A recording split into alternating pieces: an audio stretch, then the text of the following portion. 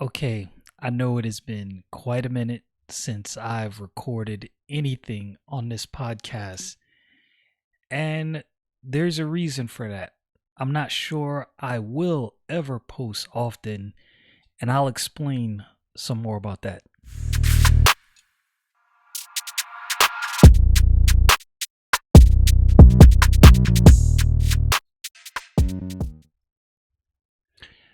So it's been a while since I've been on this podcast. A lot of things have happened. It seems like the country is in constant turmoil. There's things going on, gas prices, inflation, the housing market. I mean, there's just no shortage of things happening. But what I realize is a lot of commentators and a lot of people who discuss the news in general, everybody believes that they know everything. Every commentator that, well, I won't say every, many of the commentators that I watch, they assume that their opinion, their position is no doubt 100% unadulterated, the correct and the right opinion. The thing about news is moving too fast. There's too much going on. There are too many stories that are happening all at once. There's the free flow of information is great, don't get me wrong, but there is so much information that you almost have to sit back and take in months worth of information before you can offer an accurate commentary. Now, I don't do this for a living. I have a regular job that I work. So I don't have time to sift through all information or as much information as I feel like I should in order to have a more well-rounded and informed opinion on many issues. Now, sometimes I can, but I have many things going on. Trust me. Beside this podcast, I have other podcasts, radio show, but there's a bunch of things going on. Let's just put it that way. So I don't get to this often, but that's the reason. When I look at news stories, like every time I've looked at a news story and thought to myself, oh man, I'm going to jump on this right here. This is a story. And then I start doing research and I'm like, yeah, I don't know. I don't know. I'll give you an example. This situation that happened in Uvalde, Texas. So much information has come out. So many things have changed. So many people have said things. There were people on the ground that said XYZ happened. A day later, not even a day, 4 hours later, nope, that's not what happened. This happened. Conflicting stories. This person saying this person saying that. One parent that was on the ground said this happened. This is what I saw. Some other teacher says, no, this is what happened. The police won't really talk to the feds. We don't really get an accurate picture of everything that happened. They're talking about, the perpetrator and what he did, and then you're getting conflicting stories about that. So for me to come out and say anything, I'm really operating on shaky ground. News is a hard thing, and I'm not so sure that 24-hour and 24/7 news coverage has helped us. Yeah, we have a lot of information. Yeah, we have a lot of things flowing and coming, and we see, a myriad of things coming through the pipe, but in some ways you have so many people talking about so many things that they really don't know much about. And it seems like they know something about. But then when you get more details, it's like, not so cut and dry like we originally thought. So that's been my hang up with recording for this channel specifically. And I've been more in a observer role lately when it comes to the news. Now, this is not my Bible podcast, but I am going to say something that is more Bible based here because I think it's very important. One of the things I discussed, or I'm going to discuss this coming week on my radio show is, are we better off? And this is how I presented this question. We as a society have decided several things, right? You have the argument over the separation of church and state, which I could get into the details of that. that would lead into a whole nother path of argumentation. But suffice it to say, the way you understand that concept right there might not be 100% accurate. You may have been bamboozled by the media at large. I'm going to give you the cliff notes. The separation of church and state doesn't mean that an individual isn't free to carry out and practice their religious beliefs, especially and explicitly when it doesn't infringe on someone else's constitutional rights, right? Like, let's say, for instance, if you were a lawyer or a judge that worked for the state, and you decided that when you convened with your people, you would pray. Nothing bars you from doing that. As long as you don't force other people to pray, there's nothing barring you from praying. There is no state religion, so you can't make somebody else pray, but you praying is not a problem. But in this day and age, we've come to believe that we should remove all religious practice from everything public. So this is what I mean when I ask the question, are we better? As society has moved more and more towards secularism, where has that secularism gotten us? If you look at the statistics of violence, if you look at the statistics of shootings, stabbings, violent crimes in general, divorce rates, single parent homes, you go back 100 years, from 100 years ago till now, that is all of those stats have progressively gotten worse. Here's what also coincides with that.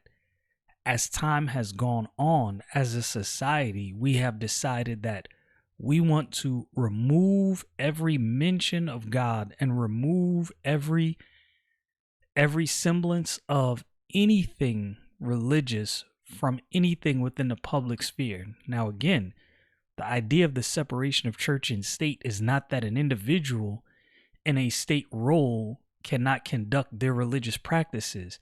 The principle is simply that there is no state religion. You can't force somebody else to join you in whatever your religious practice is, and your religious practice does not give you license to violate somebody else's constitutional right. Right? So if I said, well, we're going to have prayer service, before my meetings, and if you don't participate in this prayer service, then you are not allowed to work here. Well, now we can't do that because that's me establishing some kind of state religion. And that's if I'm in a role of some kind of government or state position. But as we have decided in our society to forget God and to omit anything relating to God, we have not gotten better. Things are not getting better. People are not in a better position. Society is not in a better position. We're like things are not going well. And you can look at, like I said, you can look at that gradual decline over time. So then you have to ask yourself, is this secular movement, has this helped us? Because this is what has happened. You don't have to force people into a religious practice. But this is what I think does happen when people are exposed to religious practice. I am a Christian. I realize that not everybody is a Christian. You have some people who are Hindu, Buddhist, Muslim. I get that. As a general rule, when people are exposed to religious practice and reverence for God in general, that benefits society. That's a check and balance on the conscience of a person. If a person knows there is someone higher than me and anyone else on this planet that I will definitely answer to, then that creates what I'm looking for. That creates somewhat of a barrier, right? And what that barrier does is almost like a governor, a do not pass go barrier within the brain. There's certain things that you decide, Yeah, I'm not going to do that. I might have it in my mind to do X, Y, and Z, but I'm not going to go past this thing right here. I'm not going to do this. Now, I think, in my opinion, this is something that as we abandon that governor is being removed, and what we're seeing is we're seeing more and more people who have decided pretty much that they're going to do whatever they want to do. And that's what we see. We see this in children. We see this in adolescents. We see this in young adults. They have this mind state, this mind frame that, whatever I want to do, it is, air quotes, my truth. There is not your truth. There is not my truth. There is the truth. Now, maybe we perceive things a little bit differently, but there is the truth. We are living in a society where that has been wholly abandoned, and I believe the reason is because we have decided that God, the mention of God and a reverence for God, is to be removed from society.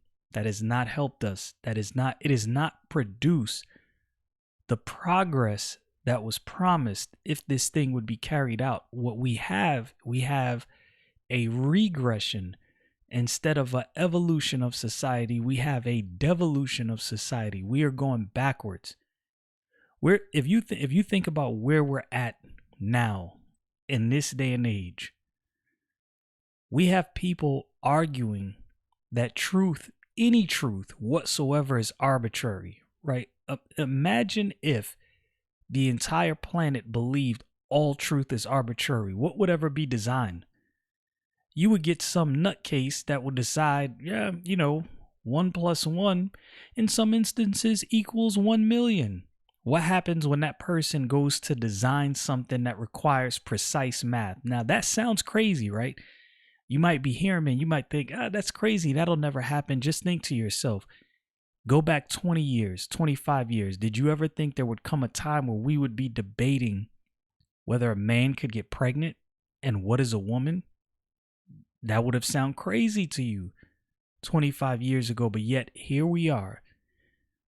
And in my opinion, this is a direct result of abandoning and forgetting about God in everything we do. This has not helped us. It has not helped us at all. So, gives you a little insight on why I haven't really covered too much of the news, what I've been thinking. There's definitely a lot of crazy things going on. I recently, I want to say about 2 weeks ago, watched 2,000 Mules. Okay, I'm going to tell you what I think. I've heard many commentators disregard this documentary. I'm not going to tell you what you should think about this documentary. Me personally, after watching it, my conclusion is much of what's covered in that documentary is very credible. Now, I'm not saying they're 100% right. I'm saying, I will say this, where there's smoke, there's fire. And many of the things that were discussed in that documentary is not outlandish, is not crazy crackpot conspiracy theory territory. It is, here's what we've discovered. Here's what should probably be investigated. And here are the reasons why. Very credible stuff. I see no reason why there shouldn't be investigation into the things that were mentioned in 2,000 Mules. Great documentary, in my opinion. Another one, Matt Walsh's What is a Woman? Phenomenal. I think both of these documentaries are something that even people who maybe you're not a fan of Dinesh D'Souza, maybe you're not a fan of Matt Walsh, you still should watch both of these documentaries.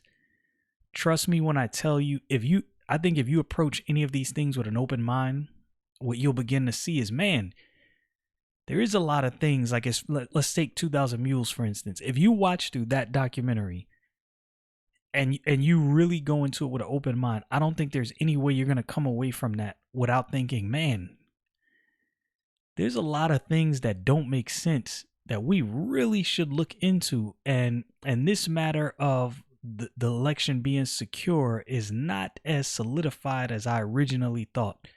And I think most people that approach it with an honest mind have that thought. Now, this is what I found interesting and somewhat odd. There's many um centrists, leftists, and conservative commentators that have all agreed, and they've kind of written off the documentary altogether. It's like the plague. There's certain people within the mainstream that will not touch this thing at all. And I found that odd. I'm like, why is everybody so afraid to talk about this documentary? Why are there certain people in the mainstream that will not touch this thing with a 10-foot pole, will not even so much as mention it? Now, I understand people don't want to be wrapped up and roped in with conspiracy theorists, but in my opinion, if you watch that documentary, you will come away with the conclusion that, yo, this is not crazy. It's not crazy conspiracy theory territory, which in and of itself doesn't make sense because conspiracy theories are things. How many conspiracy theories in our lifetime in the past, let's say 6 years, have become conspiracy fact? Things that we know 100%, yes, this was 100% true. That should give us pause when we just completely write something off as some crazy theory. But with that said, I thought I would be recording a lot more on this podcast. I thought I would be saying a lot more things I want to, but the speed at which the news travels, I can't really do that in good confidence. There's a lot of competent people out there that cover the news, that they do this for a living. Someone that I would recommend, I don't always agree because sometimes I think he sits the fence way too hard, but he's accurate in his reporting, is Tim Pool. If you've not watched Tim Pool, he has a weekly live show Monday through Friday. I think it starts at 8 p.m. Central Standard Time, or no, 8 p.m. Eastern Time, 7 p.m. Central Standard Time, if I'm not mistaken.